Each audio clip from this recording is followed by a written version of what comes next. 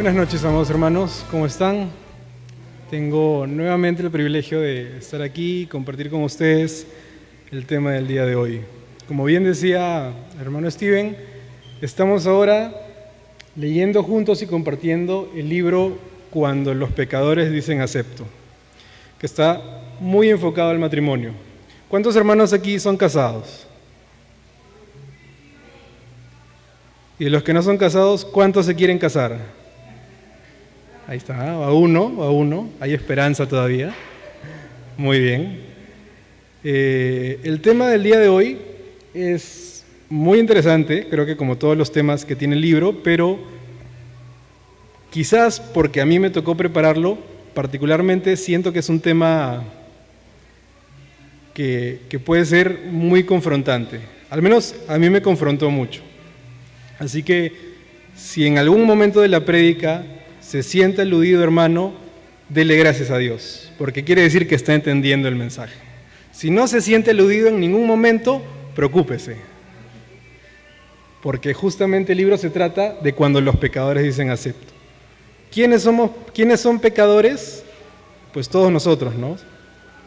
Todos nosotros somos pecadores. La Biblia dice que no hay justo ni aún uno.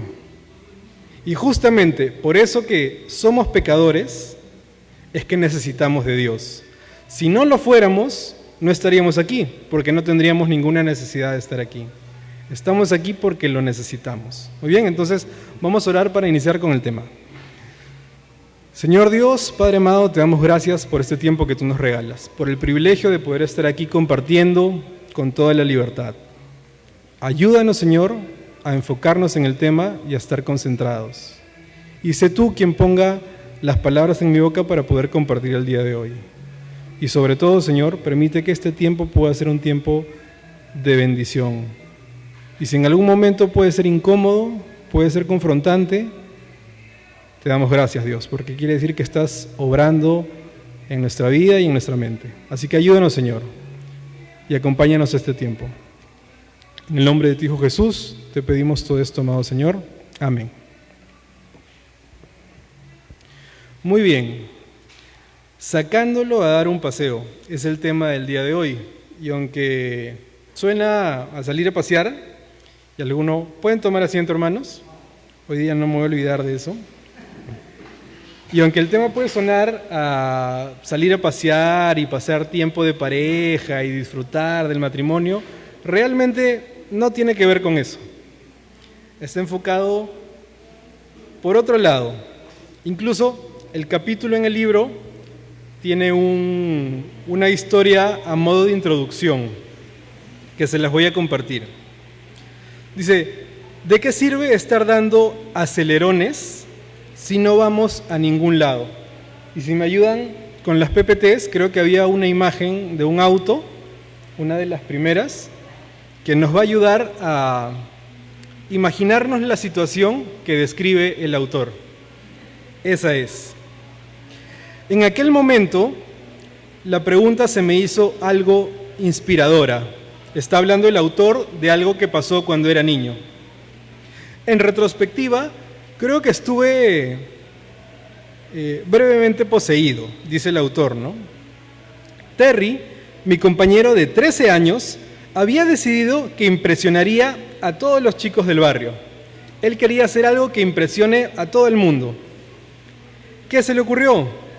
Pues tomó las llaves del auto de su hermano, un Chrysler modelo 300 modificado, un auto muy popular para esa época, y iba a encender el motor.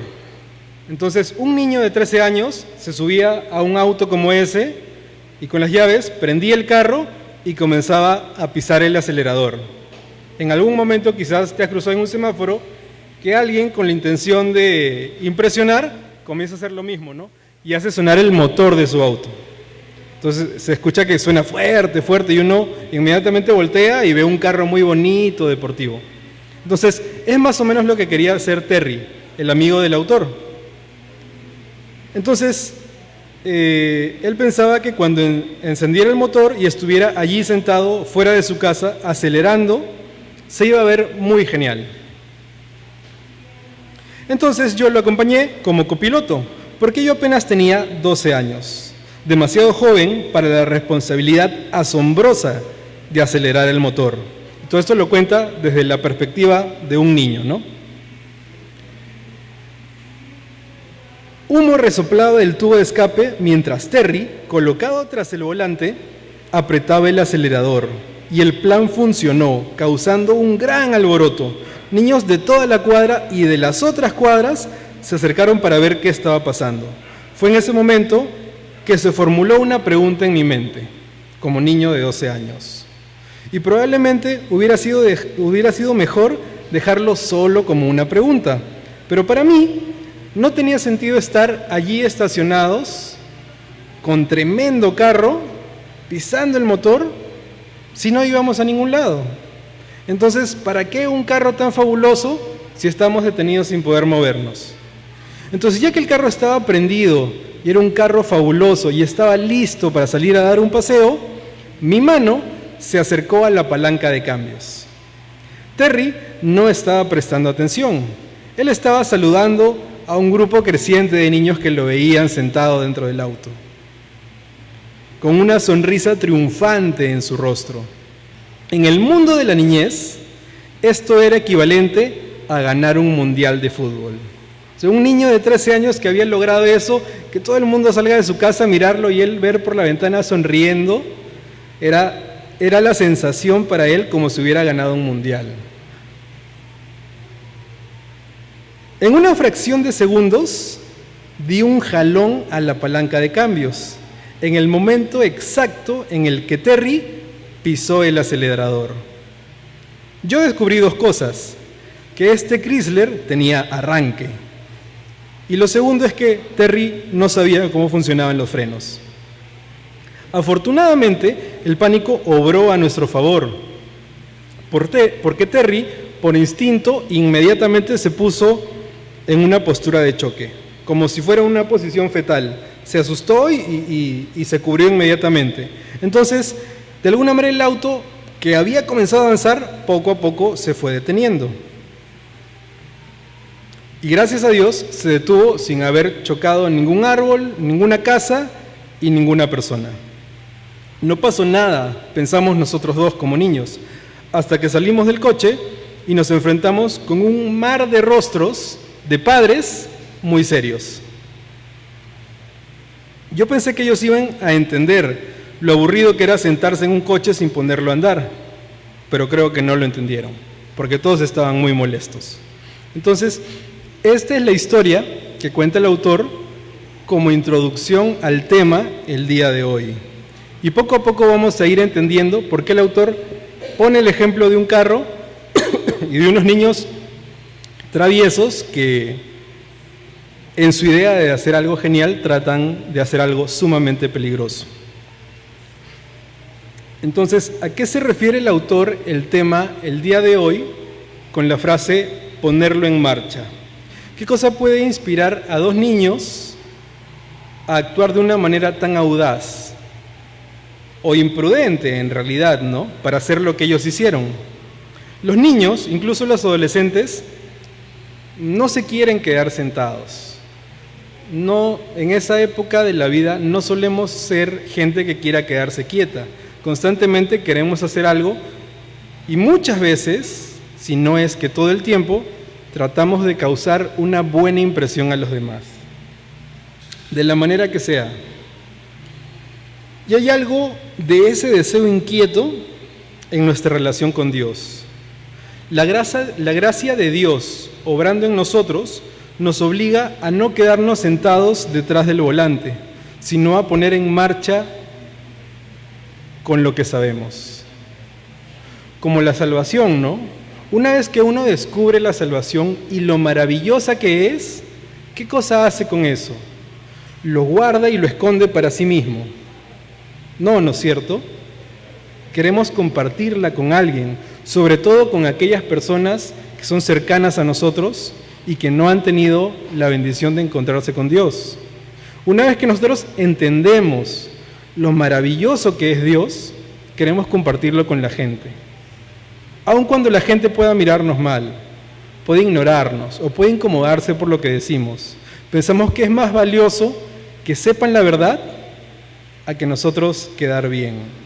Esa gracia de Dios y su misericordia en nuestras vidas hace que no podamos quedarnos callados o quedarnos quietos, como dice el autor. Entonces, cuando Dios nos salva, somos atraídos por las cosas no familiares a nosotros: la santidad, la verdad, las escrituras y el amor. Conforme vamos experimentando la obra del Espíritu de Dios en nuestras vidas, ya nos cuesta más pecar. Comenzamos a sentir esa conciencia que en algunas películas o en algunos dibujos animados es una vocecita en el hombro, ¿no?, que te dice: no hagas eso, lo que haces está mal. Ya no es como antes, que lo hacíamos y no nos importaba. Quizás en algunos casos igual lo hagamos, pero nos remuerde la conciencia, ¿no?, y trata de llevarnos hacia un genuino arrepentimiento. Entonces, pasa algo en nuestras vidas, ¿no? No es algo que se quede inmóvil, sino es algo que se mueve constantemente y nos debe mover hacia la santidad de Dios. Sin embargo, al aprender más, tenemos más deseo de actuar sobre lo que sabemos y creemos de Dios. Pero ¿cómo lo hacemos? ¿Cómo ponemos en marcha ese conocimiento de Dios? Específicamente, en este caso, para nuestros matrimonios. Hablando bíblicamente, el poner nuestra teología, o sea, lo que sabemos y creemos de Dios en marcha, quiere decir conducirnos sobre el camino de la sabiduría. Y la sabiduría de la Biblia no es una especie de conocimiento místico, ni un sentido común callejero, ¿no? No es que, como suelen decir, ¿no?, una persona que ha vivido más sabe más de la vida que un joven. Acá no aplica eso. Acá va a saber más el que conozca más de la Biblia. Porque, y seguramente ustedes se han dado cuenta, pero la sabiduría que muestra la Biblia, muchas veces, en su mayoría, o en todos los casos, es sabiduría que no vas a encontrar en la calle. Es sabiduría que no vas a encontrar en el mundo.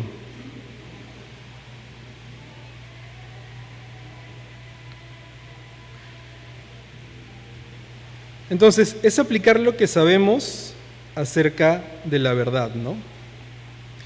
El camino de la sabiduría está abierto a cualquiera que ha creído el Evangelio, porque Cristo mismo es la sabiduría. Es por eso que podemos pedir sabiduría confiadamente y esperar que Dios nos las otorgue, así como dice Santiago, ¿no?, en el capítulo 1. Esta carretera de la sabiduría está abierta a nosotros por medio del Evangelio y por medio de las Escrituras. Así que la sabiduría para nuestros matrimonios no se encuentra en manuales. No hay un libro que nos vaya a dar los 10 pasos para tener un matrimonio exitoso o para iniciar un noviazgo exitoso. En realidad, la sabiduría para saber cómo hacerlo de forma correcta está en la Biblia. Ese es el camino correcto. Que en muchos otros lugares digan, aquí está el camino correcto, no garantiza que realmente lo sea. Pero aquí vamos a ver que ni siquiera el autor dice, mi libro es la solución. Este libro dice que la Biblia es la solución. Entonces, lo que hace este libro, que nos habla y enseña acerca del matrimonio, es llevarnos a leer la Biblia. Entonces, ¿por qué quedarnos sentados acelerando el motor de nuestra teología si no lo vamos a poner en marcha? O sea, todas esas cosas que estamos aprendiendo acerca de Dios, acerca de la Biblia, que podemos aplicar al matrimonio, debemos ponerlas en práctica. El no ponerlas en práctica es lo mismo que subirme a un carro, prender el motor y estar acelerando sin ir a ningún lado. O sea, me quedo parado, detenido, mi carro no se mueve, pero yo sigo acelerando y haciendo que el motor suene. Gasto combustible, no voy a ningún lado, pierdo tiempo, no tiene sentido, ¿no? Es lo mismo que comenzar a leer la Biblia, aprender lo que dice la Biblia, tratar de entender lo que dice la Biblia y no hacer nada en mi vida. Eso es lo que nos dice el autor. Ahora, por otro lado, también nos da una advertencia. Ahorita acabamos de ver, de aplicar el ejemplo hacia conocer la Biblia y no aplicarla. Ahora vamos a hacerlo a la inversa. Prender el carro y acelerar el motor del pecado para no ponerlo en marcha. ¿Qué quiere decir eso?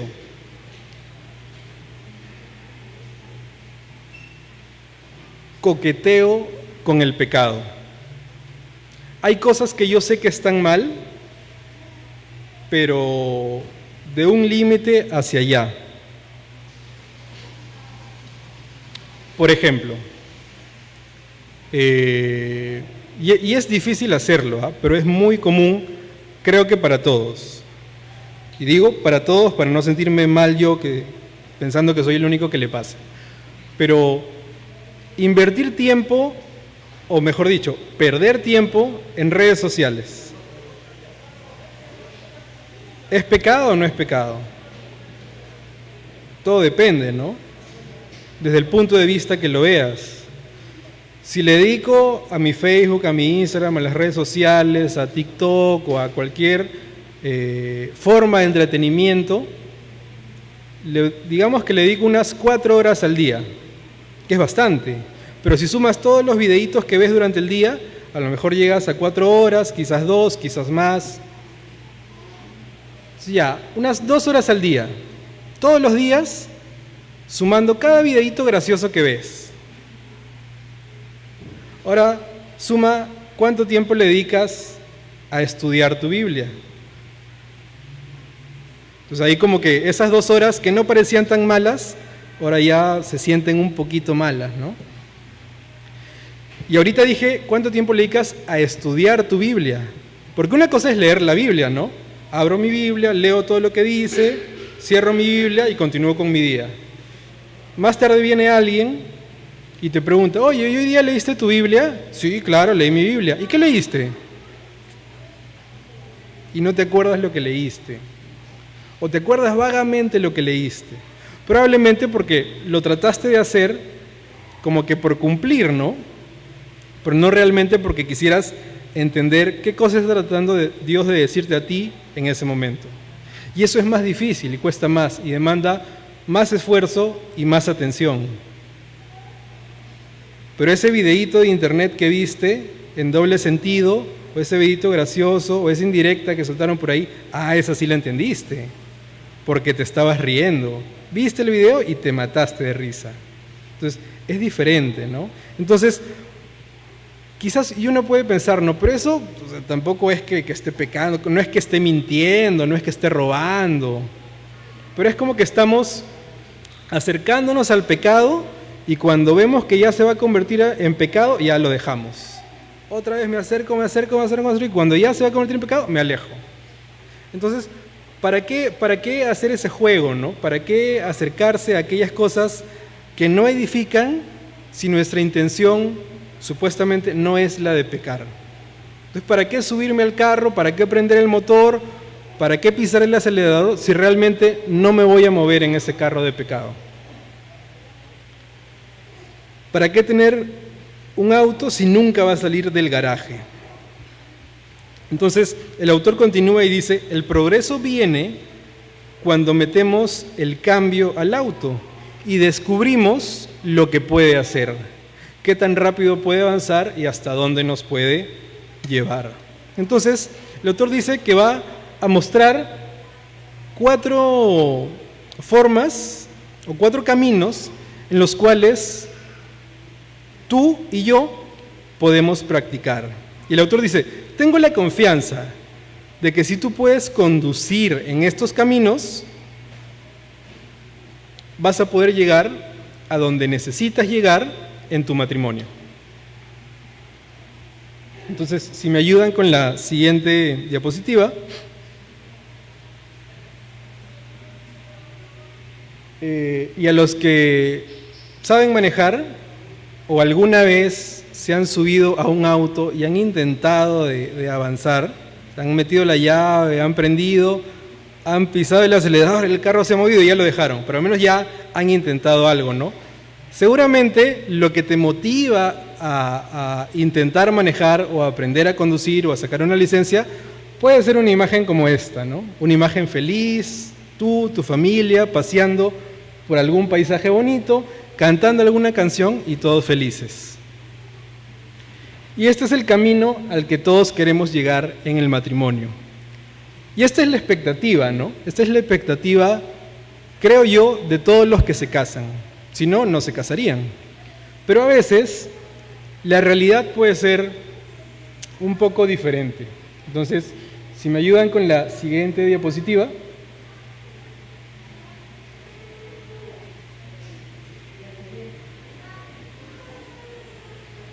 Quizás esta puede ser la realidad, ¿no? Un auto chocado, malogrado, inundado en algún lugar desconocido. Y aunque puede parecer gracioso esa diferencia entre expectativa y realidad, tristemente es la realidad de muchos matrimonios hoy en día. Todos se casan con la ilusión de que todo sea maravilloso, pero a veces termina de esta manera, ¿no? Nadie conduce para terminar así, pero a veces el camino que deciden tomar los lleva a un lugar como este. Entonces, vamos a la siguiente diapositiva, por favor. Y vamos al primero de estos 4 puntos. Bueno, son 4 puntos los que vamos a ver, ¿no? Y el autor los pone equivalentes a 4 cambios de un auto, ¿no? Ahí obviamente falta el de retroceso y en la actualidad hay carros que tienen 5 velocidades, 6 velocidades, pero en esa época digamos que habían 4. Y vamos a quedarnos con 4 para que coincida con el tema. Entonces vamos a la siguiente, por favor. Y la primera marcha. En humildad, sospeche primero de sí mismo. ¿Qué cosa es lo que dice el autor en este primer punto? Que en tu matrimonio lo primero que tienes que hacer es sospechar de ti mismo. ¿Quiénes cuando tienen, de los casados, ¿no? ¿Quiénes cuando tienen una situación complicada en su matrimonio piensan, seguro es mi culpa? ¿No? O le echan la culpa al esposo o a la esposa. No, yo tampoco, yo levanté mi mano de ejemplo nomás, pero no es mi caso. Entonces el autor nos dice que estamos yendo al revés. En lugar de decir, seguro mi esposo se olvidó, seguro mi esposa se olvidó, yo le dije. Dice que primero sospecha de ti mismo, en humildad. Si no, no va a ser posible. Dice que es muy importante en nuestras vidas cristianas sospechar de cualquier pretensión de nuestra propia justicia que traemos a nuestra relación con Dios. Nuestra idea de lo que es justo y correcto y nuestra idea de cómo deberían ser las cosas. No sé si a ustedes les ha pasado, pero en el matrimonio solemos pensar que el que está equivocado es la esposa, ¿no? Y yo soy el que tiene razón. Y cuando hablamos con ella y no nos da la razón, es que no me he entendido, pero le voy a volver a explicar y ahorita que me entienda me va a dar la razón. Porque pensamos que nosotros somos los que estamos en lo correcto. Por eso dice que es necesario humildad. Humildad para considerar que de repente soy yo el que está equivocado. De repente soy yo el que está mal. Debería ser algo que consideren, ¿no? De repente es mi culpa. Entonces, para eso se necesita humildad. ¿Qué pasa con la persona que siempre cree que el otro es el que tiene la culpa? Pues es lo contrario, ¿no? Es una persona que no tiene humildad, es una persona orgullosa. La humildad verdadera vive confiada en la justicia de Cristo y sospecha de su propia justicia. O sea, si es algo que viene de Dios, seguro está bien. Si es algo que viene de mí, posiblemente esté mal, porque soy pecador. Entonces, como soy pecador, siempre va a haber la posibilidad de que esté equivocado o esté haciendo algo mal. La palabra sospecha tiene muchas connotaciones malas, ¿no? O sea, siempre se utiliza para algo malo. Una nube siniestra la persigue, casi siempre se usa negativamente, pero las personas bajo custodia de las autoridades son sospechosas, pero no siempre son culpables. Las pandillas, por la noche, son sospechosas, pero no siempre cometen crímenes. Cuando pasas por una calle oscura y te cruzas con alguien que se ve sospechoso, guardas tu celular, aseguras tu billetera, cierras tu mochila y vas caminando así a ver qué movimientos hace, porque se ve sospechoso. Puede ser que te robe o te haga algo, como puede ser que no. No necesariamente sospechar significa que va a terminar en algo negativo, ¿no? Pero sí que hay una posibilidad. Entonces el autor dice, uno debe sospechar primero de uno mismo. De repente no es tu culpa, si era culpa de tu esposo o de tu esposa, pero el orden correcto es que primero te evalúes a ti y consideres si eres tú el que está mal, en primer lugar. Entonces, vamos a ver el camino del conflicto más reciente, dice el autor y presenta un ejemplo. Ella dijo algo, él hizo algo. Las cosas no salieron bien. Pasa con frecuencia en los matrimonios. Cuando buscamos abordar dificultades en nuestro matrimonio, influirá sobre nuestras suposiciones y métodos el tener una sospecha humilde en nuestros corazones. O sea, cada vez que algo sale mal en el matrimonio, ¿creen que haga algún cambio el que yo haga lo que dice el autor, que sospeche de mí mismo?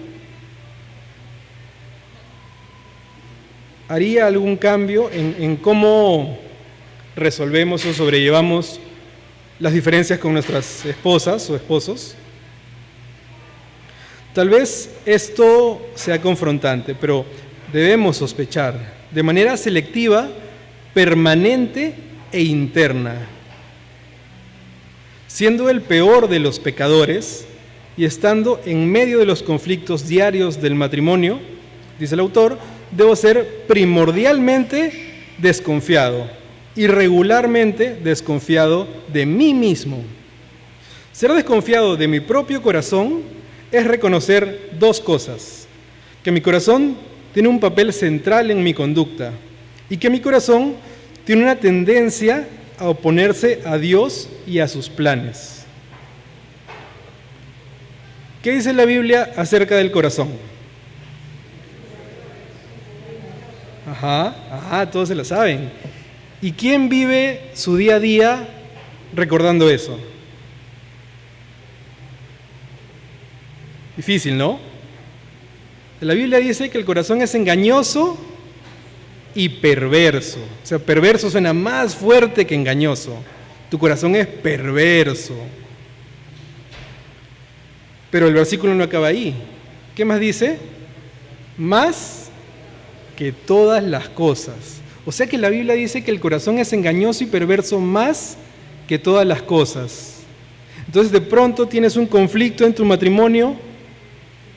¿Y será que tu corazón, lo engañoso y perverso de tu corazón, tendrá culpa o algo de culpa en ese conflicto que estás teniendo en tu matrimonio?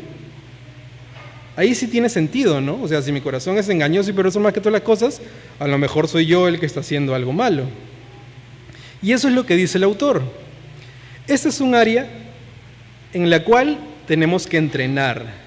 La humildad se manifiesta en una sana autosospecha, Tampoco quiere decir que vas a ir por la vida diciendo todo es mi culpa, pasa algo, perdón, disculpe, y le comienzas a pedir disculpa a todo el mundo. Dice una sospecha, no que asumas que todo siempre va a ser tu culpa. Eso es otro extremo, que tampoco es lo que está diciendo el autor. Dice una sospecha. Y hace un rato vimos que una sospecha puede continuar con algo malo o puede que no. Y vas por la calle y ves a alguien sospechoso, puede que te robe, pero puede que no. Es más, puede que la otra persona te vio a ti y pensaba que tú le ibas a robar a él. Puede ser. Entonces, eso es algo que se debe entrenar y se manifiesta en tener una sana autosospecha. Definitivamente no nos es natural. Siempre hay un camino firme y seguro, pero no necesariamente es el que tiene los mejores paisajes. Y tristemente a menudo es el camino menos recorrido en el matrimonio. Cuando está en un conflicto con su cónyuge o evaluando sus conflictos pasados, nunca ha dicho en voz alta o en su mente: Dios conoce mi corazón en esta situación. Quizás ese puede ser un pensamiento confortante y tranquilizante, ¿no? Quizás estabas discutiendo con tu esposa y tu esposa te dice algo que tú consideras que nada que ver y tú en tu mente dices: bueno, al final Dios conoce mi corazón, Él sabe que yo no lo hice a propósito. Puede ser, ¿no? Se manejó. Entonces, cuando uno dice: bueno, Dios sabe mi corazón, sabe que yo no lo hice a propósito, que no fue mi intención olvidarme de apagar la olla para que no se queme el arroz, a pesar de que me lo dijo 3 veces, Dios sabe que yo no lo hice a propósito.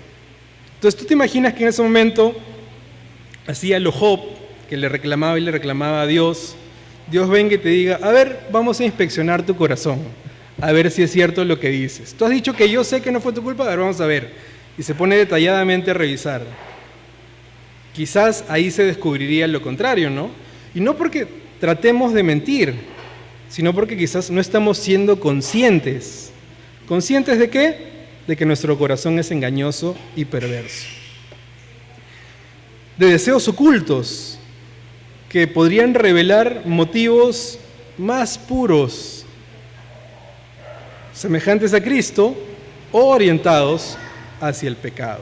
Entonces es un tramo peligroso, sin ningún tipo de barrera de protección. Es como estar manejando por una curva que no tiene esa baranda de seguridad y que es peligrosa. Probablemente podamos estar a punto de caer. ¿De caer en dónde? En el abismo del autoengaño. Yo me convenzo a mí mismo de que no he hecho nada malo. Puede pasar con frases como: pero todo el mundo lo hace. Pero, o sea, a mí me criaron así, entonces es lo único que sé, lo único que puedo hacer. ¿Cómo voy a hacer de otra manera si es lo que he visto en mis padres todo el tiempo? Tomamos un papel de víctima, ¿no? Un papel de víctima. Entonces, yo soy así porque el mundo me hizo así, ¿no? Las situaciones que viví, de chiquito me enseñaron, de chiquito me dijeron. Comenzamos a tomar un papel de víctima, o lo que el autor dice, caemos en el abismo del autoengaño. Me engaño y me convenzo de que estoy bien cuando realmente no lo estoy. Estamos hablando de un choque o un incendio, ¿no? Siguiendo el ejemplo de los autos. Pero el vivir sospechando de los motivos de nuestros corazones es conducir espiritualmente protegidos. Muchos problemas matrimoniales podrían resolverse más pronto si el marido y su mujer verdaderamente vivieran como si fueran pecadores. ¿Quiénes dijeron acepto? En algunos momentos puedo, por gracia de Dios creo yo, ser una persona paciente en algunos momentos. Ahora, ¿qué cosa me ayuda a mí a ser paciente? ¿Qué me ayuda a mí a tener paciencia? Cuando alguien hace algo que debería hacerme renegar o quitarme la paciencia, ¿no? Una de las cosas que de joven me enseñaron es ponerme a pensar en todas las cosas que me ha perdonado Dios. Todo lo que Dios me ha perdonado, todos los pecados que Dios me ha perdonado. ¿Cuál es la paga del pecado, hermanos? Y yo sigo vivo. Entonces trato de recordar las cosas por las que Dios me ha perdonado y luego vuelvo a ver a la persona y como que ya se me pasa un poco, ¿no? Recordando todo lo que Dios me ha perdonado. Entonces, lo que el autor dice es que si los esposos pudieran vivir pensando que ellos mismos son pecadores a los que se les ha perdonado mucho, se hace más fácil poder perdonar a tu esposo o a tu esposa. Pero perdonar de verdad, ¿no? Perdonar de verdad. No ese perdonar que sí, te perdono, pero ¿estás molesta? No, no estoy molesta. Pero ¿y ya se te pasó? Sí, ya se me pasó. Entonces, no así, ¿no? Sino de verdad tener una actitud distinta de amor, de gracia, de misericordia, tal cual nosotros la recibimos de Dios. Entonces, ¿cuál es la primera marcha o la primera lección? En humildad, primero sospecha de ti mismo. Ahora, ¿cuál es la segunda? Vamos a pasar al siguiente punto. Y dice, bueno, y hay un error. Debería decir en integridad. La segunda marcha es en integridad, inspecciónese a sí mismo. Ese es el segundo punto. En integridad, inspecciónese a sí mismo. Tal vez ha escuchado la historia del hombre de montaña que llevó a su familia a la ciudad por primera vez. Caminando por las calles, cautivados por los rascacielos, la familia sigue a la multitud a través de una puerta de vidrios giratoria. Cuando todos entran al área interior, la madre y la hija se detienen para maravillarse de una escalera eléctrica. El padre y el hijo siguen más allá y en unos momentos se encuentran frente a una pared llena de puertas brillantes, metálicas, con botones encendidos a un lado de las puertas. Entonces, cuenta la historia de una familia que vivía en el campo y por primera vez va a la ciudad y llega a un centro comercial. Entonces se quedan maravillados con cosas que ellos no habían visto antes o con las que no estaban maravilladas. Entonces uno incluso puede llegar a pensar que es como que un lugar mágico, ¿no? Donde caminas y las puertas se abren en automático sin que nadie las abra.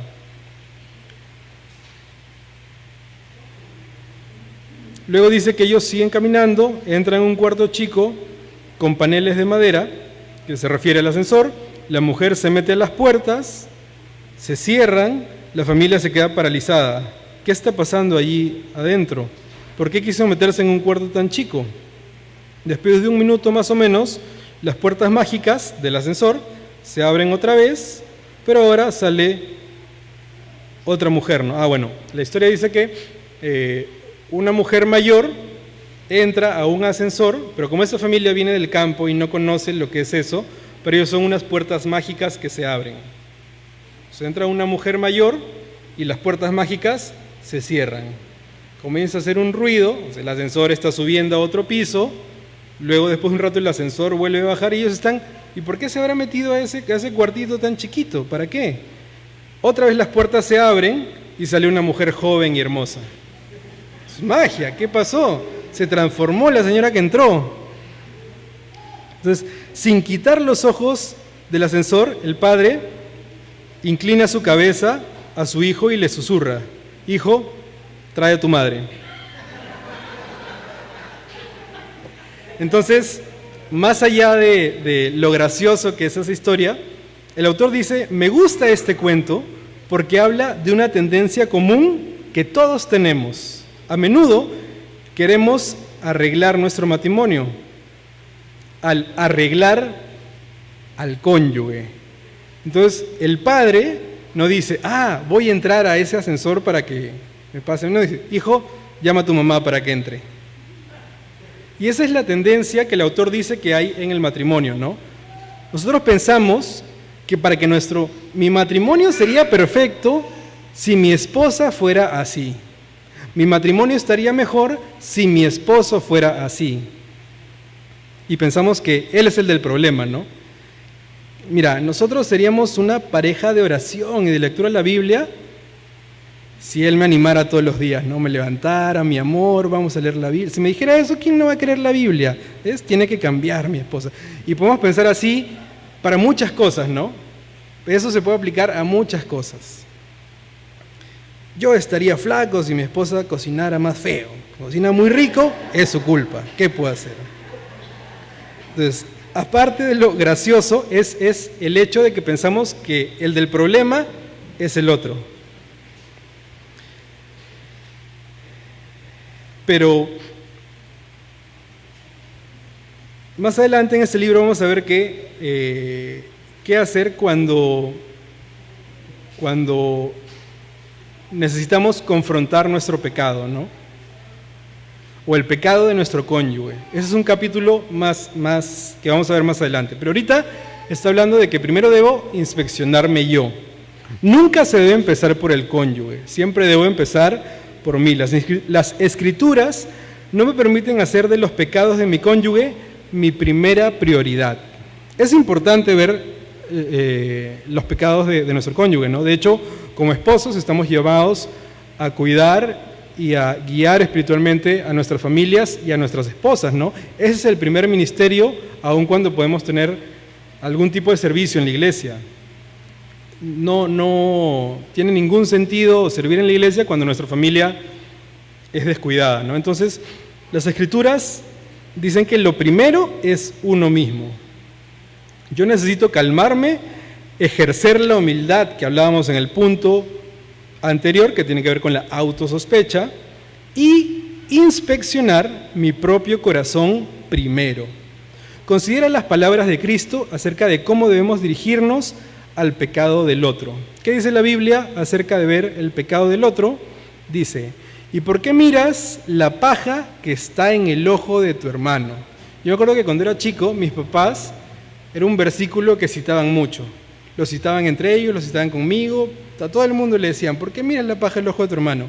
Y a veces se usaba como autodefensa. Le querías decir a alguien algo y ya te sacabas ese versículo para que no le digas nada. Pero aquel autor lo aplica diferente, ¿no? Antes de ver, de criticar a alguien más, evalúate, examínate, inspecciónate a ti mismo. ¿Y por qué miras la paja que está en el ojo de tu hermano y no te das cuenta de la viga que tienes en tu propio ojo? Hipócrita, saca primero la viga de tu ojo y entonces verás con claridad para sacar la paja del ojo de tu hermano. ¿Cuál es el ejemplo que da Jesús en la Biblia? Es un ejemplo bastante extremo. O sea, Jesús hablaba y la gente se imaginaba lo que trataba de decir, ¿no? Ahí no había presentaciones para poner imágenes, no había televisión, todo era hablado. Alguien hablaba y tú te ponías a imaginar lo que esta persona estaba diciendo para poder entender mejor. Entonces, imaginar a alguien que tiene una pajita en el ojo, una basurita, creo que a todos al menos una vez les ha pasado que se te mete algo en el ojo y estás así que te molesta, ¿no? Pero dice que tú estás tratando de ayudar a alguien que tiene una pajita en el ojo cuando tú tienes una viga, un pedazo de madera de este tamaño. Entonces, ¿te imaginas con alguien con algo así en su ojo, tratando de caminar y tratando de ayudarte a limpiar el ojo de alguien más? El simple hecho de acercarte a la otra persona va a decir que le metes un troncazo en la cara con la viga que tienes en el ojo. Entonces es imposible, no se puede. Jesús dice: ¿por qué tratas de hacer eso? Tienes una viga de ese tamaño en tu ojo y quieres sacar la pajita del ojo de tu hermano. Saca primero ese troncazo de tu ojo y ahí vas a ver con claridad y vas a poder ayudar a la otra persona. Entonces, comienza por ti mismo. Comienza por ti mismo. Al usar la imagen de las vigas y las pajas, Jesús revela que este método es erróneo, ineficaz y absurdo. Cuando nuestra meta es tratar con el pecado de la otra persona, Jesús nos dice que nuestro propio pecado debe sobresalir en nuestro punto de vista. Debe ser por mucho el asunto más significativo y primordial. Yo quiero ayudar a la otra persona, entonces es súper importante que examine mi propia vida para recién estar en la capacidad de ayudar a mi cónyuge. Y Jesús utiliza la palabra hipócrita para describir a los que lo hacen en ese orden, ¿no? Esa gente que trata de ayudar primero a la otra persona antes que a uno mismo es gente hipócrita. Esa persona que dice, ay, mi esposa nunca lee la Biblia, cuando tú mismo no lo haces, es una persona hipócrita. Eso es lo que dice la Biblia, no lo digo yo, no se molesten conmigo, no me miren mal a la salida. Eso es lo que la Biblia dice, que la gente que actúa de esa manera es gente hipócrita, porque hace una evaluación ¿por qué Jesús utiliza una palabra tan dura? Y es duro, ¿no? Cuando yo lo leí, yo me sentí mal, sentía que me estaban diciendo a mí que yo era un hipócrita. Entonces, tiene que ver con lo obvio de la vida, ¿no? Jesús está diciendo que el ignorar algo tan obvio a favor de una pajita de tu hermano, que no es tan obvio, es simplemente incorrecto, es hipocresía. De otra manera, carece de integridad ignorar un problema mayor para enfocarse en un problema pequeño. Entonces, vamos a decir que tú y tu cónyuge recientemente tuvieron un conflicto, en el cual ambos han contribuido con algo de pecado. ¿Qué pasaría si usted evaluara el conflicto a la luz de este pasaje y tu cónyuge hiciera lo mismo? Dice, tanto yo como mi esposa, cada uno se evalúa primero a sí mismo antes de criticar al otro. ¿Qué pasaría? ¿Cómo creen que se solucionaría ese conflicto? A Jesús no le importa quién es el más culpable en un caso en particular. Su énfasis está en el enfoque, en lo que para usted es el hecho más obvio cuando el pecado está a plena vista. El llamado de Jesús es que la inspección empiece con nosotros mismos, a la luz de quiénes somos en comparación con Dios. No en comparación con mi esposa, no en comparación con los vecinos, no en comparación con mis amigos de la iglesia, sino en comparación con Dios. O sea, ahí siempre voy a salir perdiendo, no voy a tener forma de justificarme. ¿Por qué? Por la realidad del pecado, remanente en nosotros. Y eso no es nada más que la integridad básica, el considerar nuestro pecado antes que considerar el pecado de nuestro cónyuge. Hacer algo diferente a eso carece de integridad. Y la Biblia dice que es hipocresía. Entonces, la sabiduría que está en la Biblia, une la humildad con la integridad. Muy bien, entonces, ¿cuál es el segundo punto? En integridad, inspecciónese a sí mismo primero. Vamos a pasar al tercer punto. Qué raro, todo dice lo mismo. Bueno, el tercer punto es admitir que las circunstancias solo revelan un pecado existente.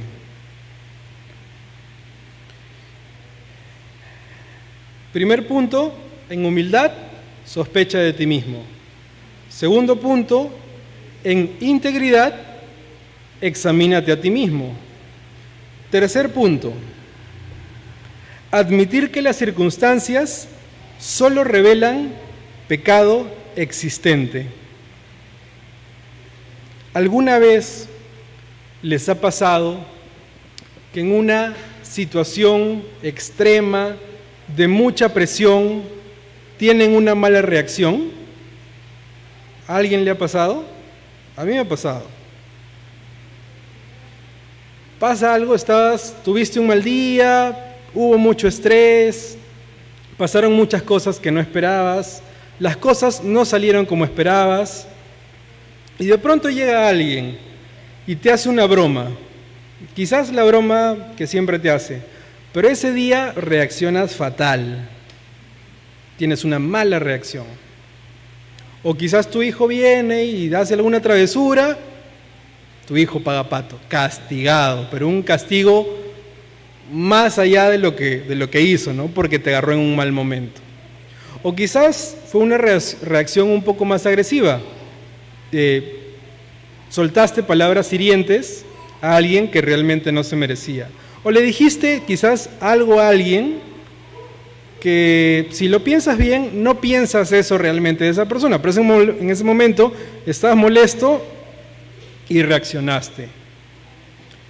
Entonces, imagínate que en ese momento alguien se gana con tu reacción y te dice, oye, tú eres bien agresivo, ¿no? Y tú le dices, no, yo no soy así, es que hoy tuve un mal día. Pero yo en verdad soy tranquilo, siempre me quedo callado, pero no, hoy día tuve un mal día, por eso reaccioné así. En verdad, no te hagas una idea equivocada de mí. Yo realmente no soy así. Pregúntale a los que me conocen, yo no soy así. Y uno continúa su vida. Y puede pensar que eso pues, es lo que le pasa a cualquiera, ¿no? Y que está bien. Y en algún momento de juventud yo tuve una o quizás muchas situaciones parecidas. Entonces iba con mi líder de célula o mi líder de grupo pequeño o con mi pastor y le compartía, ¿no? Para que me ayude a entender lo que yo no entendía de mí mismo. Y le decía, pero él se enteraba, ¿no? Y a veces me llamaba y me preguntaba, oye, ¿qué pasó? Y yo le decía, pero es que sí, pues, pero yo no soy así, ¿no? Yo no soy así, es que ese día pues ya me sacó de quicio. Pero una vez me pusieron un ejemplo muy interesante y que me dejó callado. No pude argumentar nada frente a eso. No había fallas en su lógica, como dicen por ahí. Me dijo, si tú exprimes una naranja, ¿qué sale? Jugo de naranja. ¿Hay forma de que esta naranja tenga un mal día y salga jugo de pera? No, es imposible. Si yo la tiro al piso, la pateo, la rayo, la corto y después de todo eso que le he hecho, le exprimo, ¿saldrá jugo de otra cosa? No, va a seguir saliendo jugo de naranja. Entonces, ¿por qué tú me dices que esas situaciones que te exprimieron y te presionaron hicieron que salga de ti algo que no eres?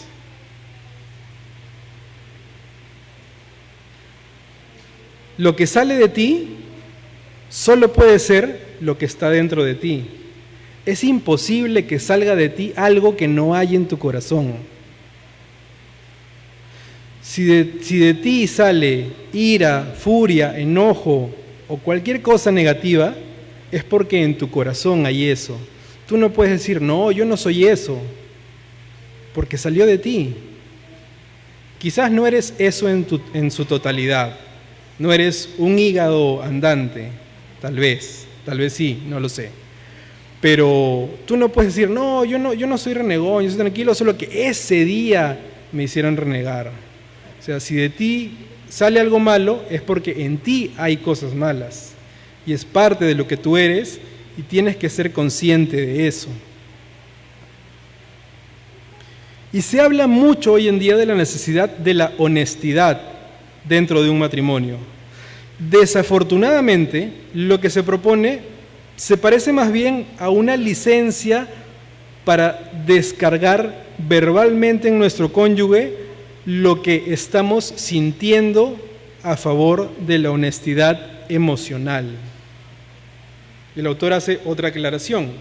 Una cosa es que yo esté llamado a ser honesto y transparente con mi cónyuge.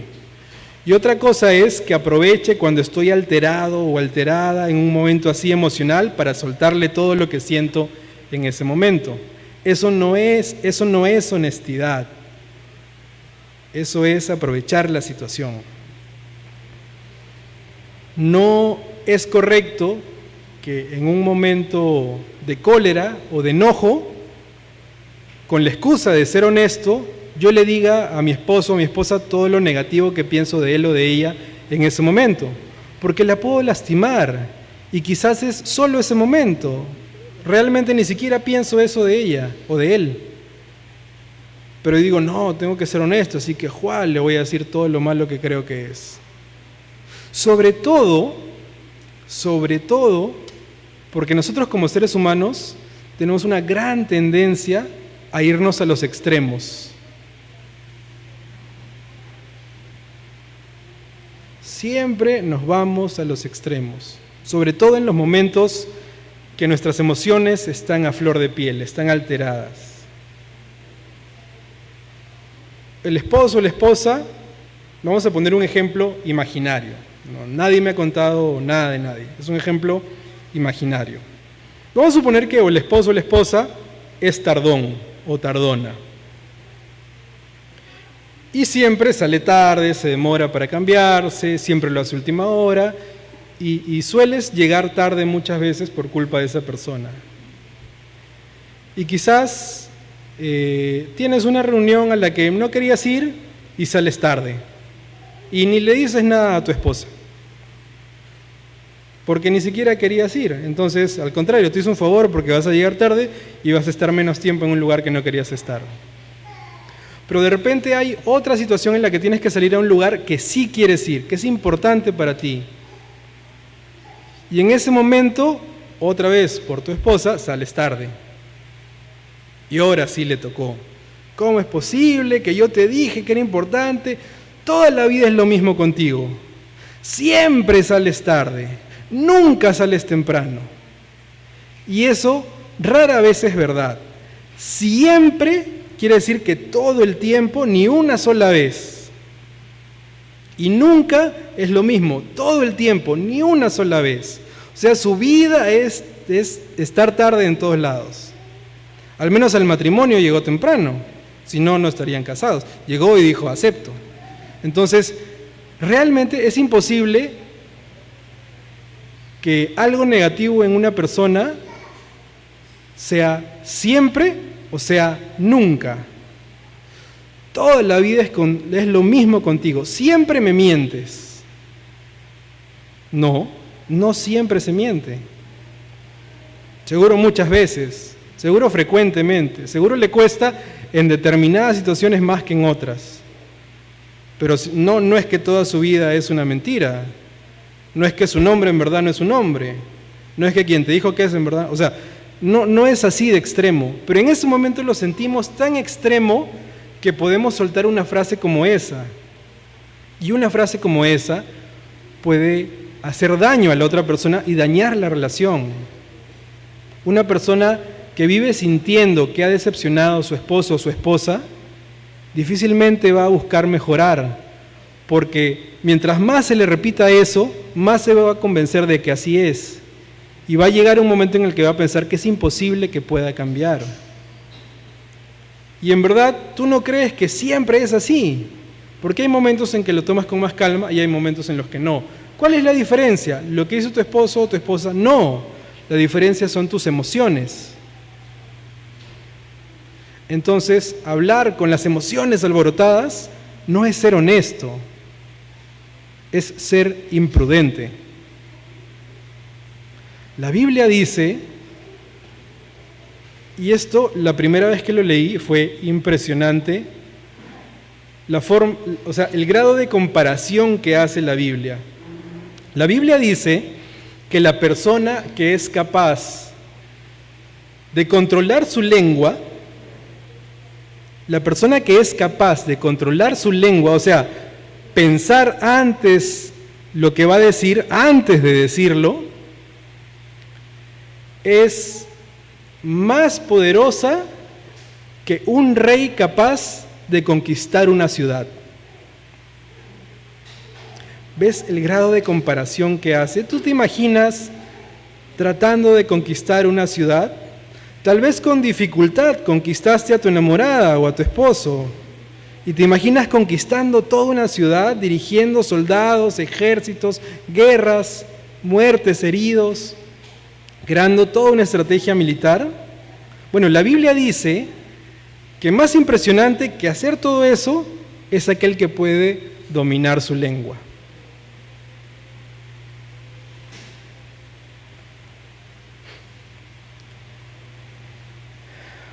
Entonces, como ya hemos aprendido, nuestros pecados brotan de cómo nuestros corazones enfrentan las circunstancias que nos rodean. Si estamos aplicando la sabiduría que proviene del Evangelio, vemos la mano de Dios en cada situación, obrando para nuestro máximo bien.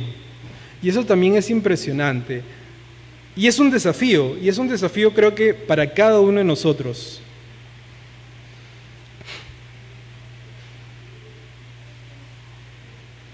Us- yo estoy seguro de que todos conocen la historia de José, ¿no? La historia de José de la Biblia en el Antiguo Testamento, el penúltimo de todos sus hermanos, el que recibía favoritismo de parte de su papá.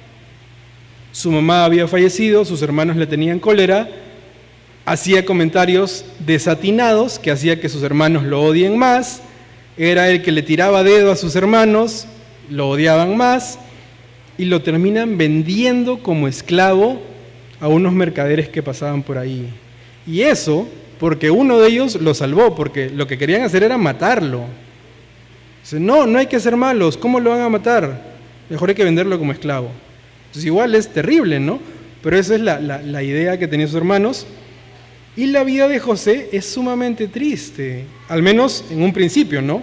Porque José, de ser alguien libre, de ser el favorito de su familia, pasa a ser un esclavo sin derechos. Finalmente es comprado por Potifar. Potifar ve que era alguien muy habilidoso y le comienza a ir bien, ¿no? Le comienza a ir bien, comienza a ser responsable de muchas actividades, comienza a ser un esclavo que está a cargo de las actividades de otros esclavos y de pronto, ¡pum!, la esposa de Potifar, a la cárcel. Va a la cárcel, es alguien correcto, trata de hacer las cosas bien, se gana la confianza de los guardias y pasa algo increíble, ¿no? José, siendo un preso, era alguien tan íntegro y honesto que el carcelero le encarga las llaves al preso. O sea, el preso que estaba dentro de la cárcel tenía las llaves de la prisión y cuidaba de los otros presos. Y el carcelero, pues bien gracias, porque José le hacía la chamba y él se la llevaba fácil. Entonces, ¿quién no quisiera algo así? Pero José no era su ayudante, José era otro preso. Entonces José conoce a dos personas, tienen sueños, por la sabiduría que Dios pone en José, puede interpretarlos y José revela sus sueños. A uno, dentro de unos días, lo iban a liberar y restituir en su cargo, y al otro iba a tener un final trágico y iba a morir. Y José le dice, oye, cuando salgas, háblale de mi caso al faraón. No te preocupes, amigo, yo salgo y le hablo al faraón. Sale y se olvida. Se olvida completamente. Aquel que había revelado sus sueños, algo impresionante, estaba tan feliz de ser liberado que se olvidó de su amigo José. Hasta que un día el faraón tiene un sueño. Y ahí se acuerda, ¿verdad? José, el que revela los sueños. ¿Cuánto tiempo habrá pasado desde que fue liberado? Recién se acuerda de su amigo José. Y José pues seguía en la cárcel esperando que hablen de él. Hablan de él y José es liberado. Ahora, ¿por qué les cuento todo esto? Si tú hubieras sido José, un creyente de Dios, ¿no? Porque José creía en Dios porque su padre le había enseñado a eso. Y tus hermanos te venden como esclavo, ¿hubieras renegado de Dios? ¿Hubieras dicho, Dios, qué injusto eres, yo creo en ti y mira lo que me pasa? Quizás puedes decir, no, ahí todavía no. Te venden como esclavo, te compra Potifar, te está yendo bien y ¡pam!, la esposa de Potifar, a la cárcel. Qué injusto eres, Dios, ¿por qué me pasa esto a mí? Yo que soy tan bueno. Interpreta los sueños, se olvidan de José. Pero la Biblia en ningún momento de la historia de José menciona que José renegó de Dios, que José se quejó de Dios, que José dijo a Dios, Dios, ¿por qué me pasa esto a mí? Igual que Pablo, ¿no? Pablo también es metido a la cárcel, azotado y todo lo que le pasa, y Pablo siempre daba gracias a Dios. Entonces, vivir pensando que cada circunstancia que Dios permite en mi vida, sea una circunstancia que me gusta o sea una circunstancia que no me gusta, tiene un propósito que va más allá de lo que me está pasando, es algo que ayuda mucho a llevar una vida de santidad, a buscar ser una persona humilde. a buscar ser una persona íntegra y no pensar, qué injusticia, yo que me esfuerzo por levantarme temprano, a las 6 de la mañana, conectarme al Zoom, tratar de orar con los demás hermanos y ¡pum!, me pasa esto malo. Ya no me voy a levantar ya. No tiene sentido, ¿no? Si fuera así, la historia de José no existiría en la Biblia. Pero justamente existe para demostrarnos que sí es posible y que ese es el camino que debemos tomar.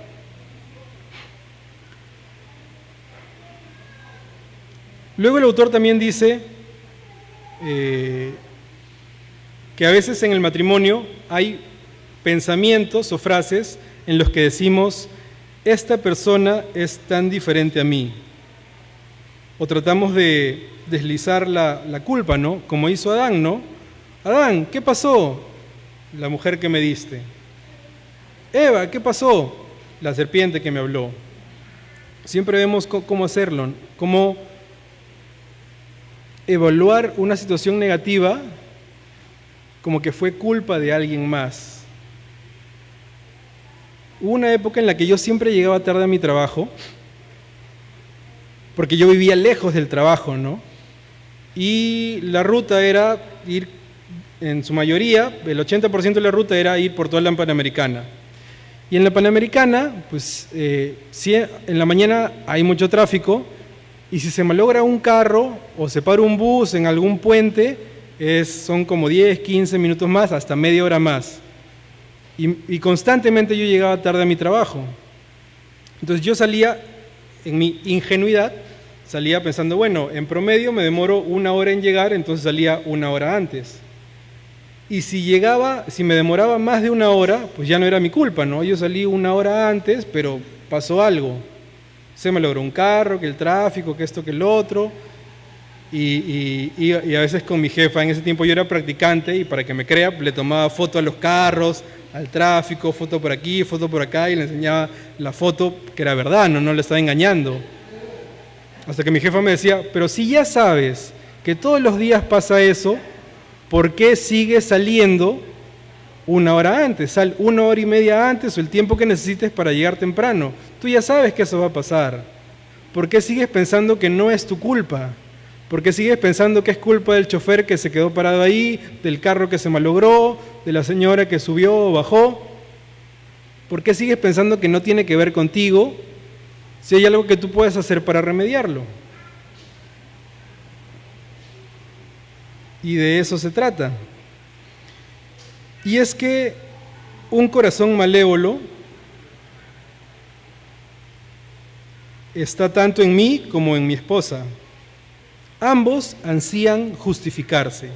Quieren insistir en que la otra persona es la que nos llevó a pecar. Algo externo a nosotros, algo fuera de nuestro control. Sin embargo, el camino de la honestidad es un camino recto, que va directo a nuestros corazones.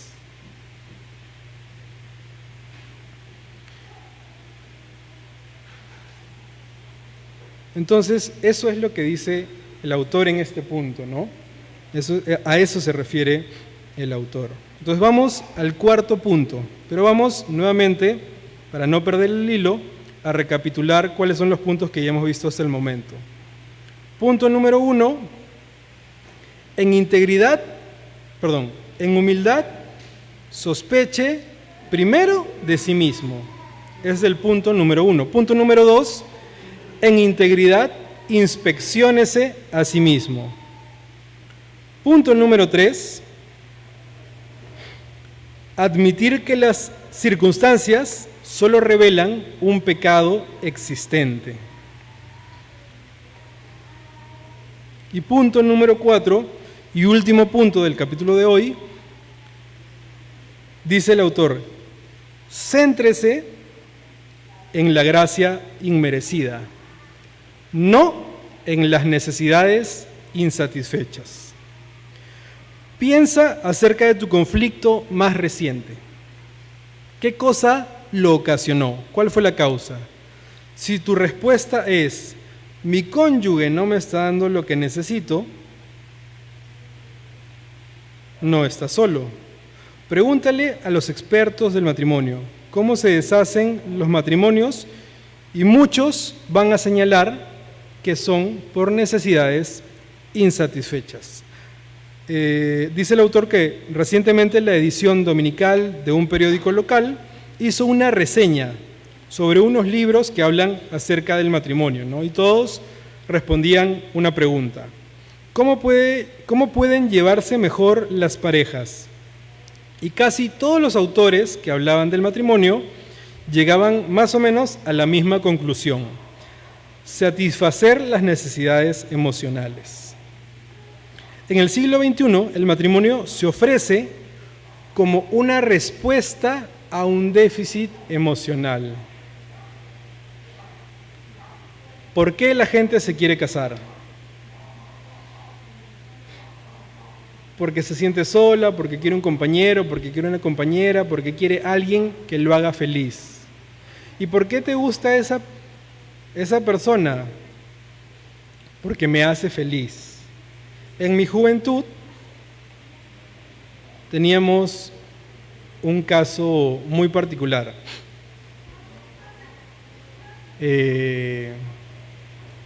Teníamos un amigo que no era muy agraciado físicamente, sobre todo de más joven. Ahora ya se ha arreglado un poco.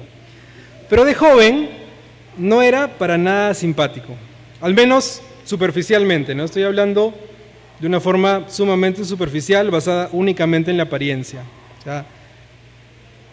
O lo que criollamente podríamos decir era feo. Pero él tenía una enamorada, y su enamorada era todo lo contrario. O sea, para nosotros, a esa edad, adolescentes, su enamorada era una supermodelo noruega, al lado de él. Y todo el mundo que los conocía, o los miraba pasar, o los miraba ir de la mano, los miraba y no entendía, ¿qué pasó aquí? ¿Qué está pasando acá? ¿Por qué esa chica está con ese chico? Que esté conmigo, ¿no? O sea, ¿por qué está con él? Y ya cuando tuvimos más confianza, pues inevitablemente a alguien se le escapaba y le preguntaba, ¿no? Oye, ¿y qué le viste? ¿O qué pasó? ¿O cómo? Para tomar nota y hacer yo lo mismo. Es que, bueno, mi amigo es alguien muy ocurrente y muy gracioso. Entonces, era alguien que la hacía reír, la hacía feliz. Y para ella eso era más valioso que pues alguien que puede ser muy guapo, pero tiene un mal carácter o una forma de ser que la va a terminar incomodando, ¿no? Seguramente le había pasado, entonces ella optaba por alguien que le hiciera feliz. Y el matrimonio se ofrece de esa manera: que busques a alguien que te haga feliz. Eso es lo que dice el mundo. Cásate con alguien que te haga feliz. Y también es la razón de los divorcios. ¿Por qué se están divorciando? Porque ya no me hace feliz. Porque siempre nos andamos peleando. Entonces, como ya no somos felices, ¿para qué vamos a seguir haciéndonos daño? Mejor nos divorciamos. Porque para ellos el matrimonio se trata de estar con alguien que me haga feliz. Cuando deje de hacerme feliz, ese matrimonio ya no tiene ningún sentido. Eso es lo que enseña el mundo, y de esa manera se presenta el matrimonio. Por eso es que hoy en día mucha gente dice, pero ¿cómo me voy a casar si no sé si voy a poder vivir con esa persona?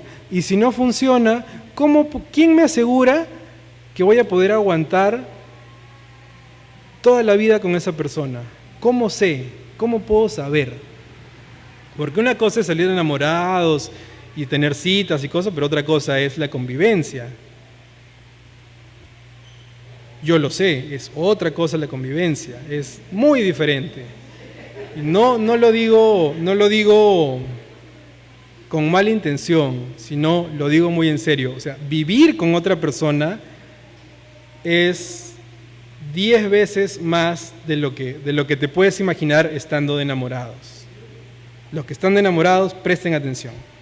O sea, si tu esposo es, o si tu enamorado o tu enamorada es demorón, es flojo, es lo que quieras, en el matrimonio es por 10 o por 20. Y no estoy exagerando, es literal. O sea, una cosa es que quedan en salir para ir a comer a un restaurante y justo ese día llegó tarde, porque es tardón.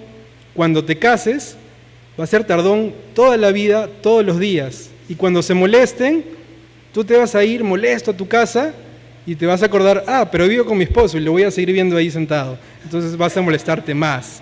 Entonces es así, lo malo, pero también lo bueno. Lo bueno también es por 10 o por 20. Pero el matrimonio no se trata de encontrar a alguien que te haga feliz a ti, sino de tú hacer feliz a la otra persona. Y por eso el autor dice, céntrense en la gracia inmerecida de Dios, no en las necesidades insatisfechas.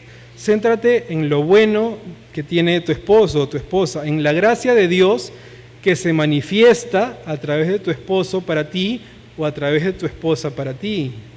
Por más que tu esposo o tu esposa sea renegón, no es renegón el 100% del tiempo. En algún momento tiene que ser cariñoso, darte un abrazo o hacer algo, ¿no? O sea, el matrimonio tiene sus momentos duros y difíciles, pero también tiene momentos de los que se puede disfrutar.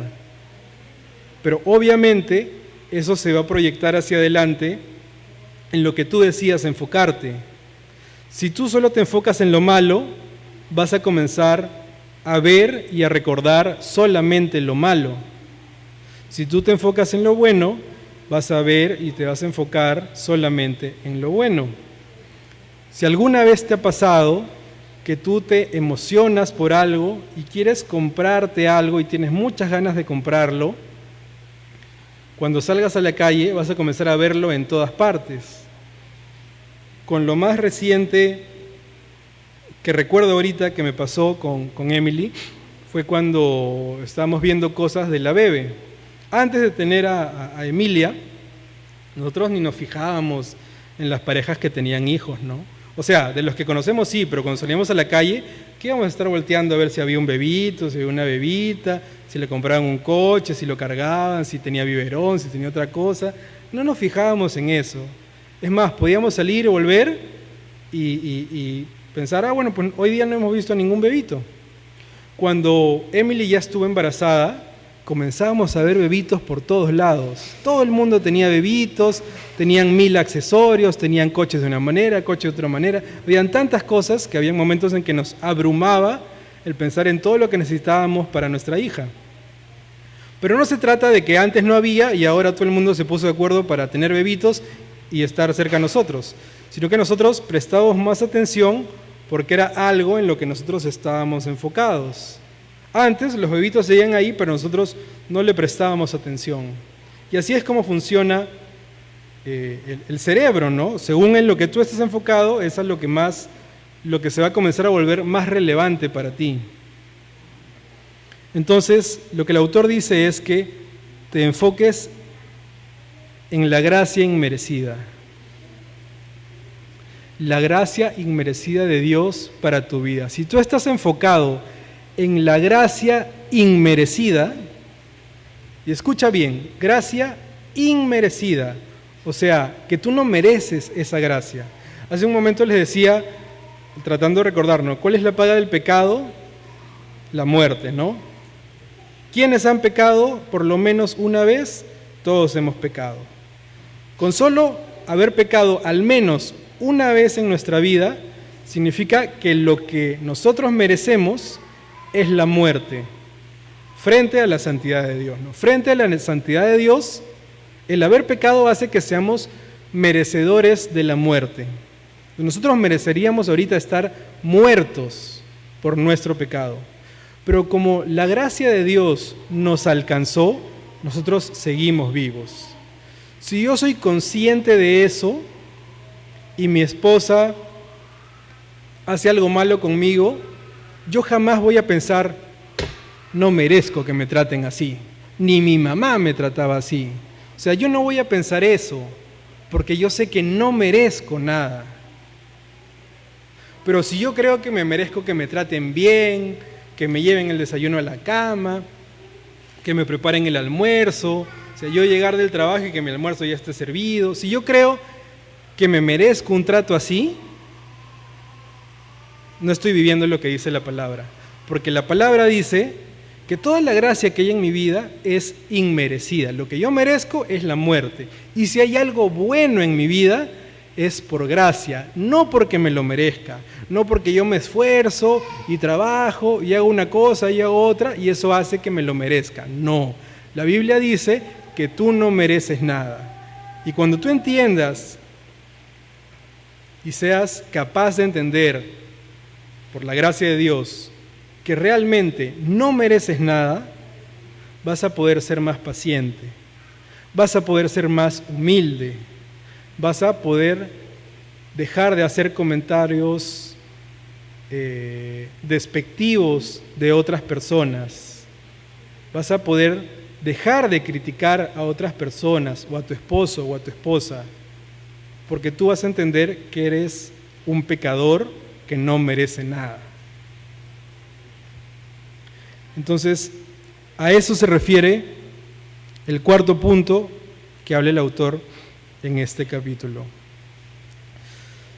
¿De dónde vienen las guerras y conflictos? De pensar que nosotros merecemos más de lo que realmente merecemos. Entonces, el camino de la gracia inmerecida es así, es increíblemente bello, porque con el más mínimo gesto de amor y amabilidad, tú vas a poder verlo con los ojos de la gracia inmerecida y vas a poder apreciarlo más. Si un día te invitan un caramelo, tú lo vas a poder disfrutar, en lugar de pensar, yo quería un arroz con pollo y me dan un caramelo. ¿Qué voy a hacer con un caramelo? Se me va a quedar en el diente. No, tú vas a dar gracias por lo mucho o lo poco que se te da, porque tú entiendes que no mereces nada. El simple hecho de que se te dé algo ya es más de lo que tú mereces. El camino de la gracia merecida es increíblemente bello, porque todas nuestras verdaderas necesidades han sido y serán satisfechas de una manera impresionante en Cristo.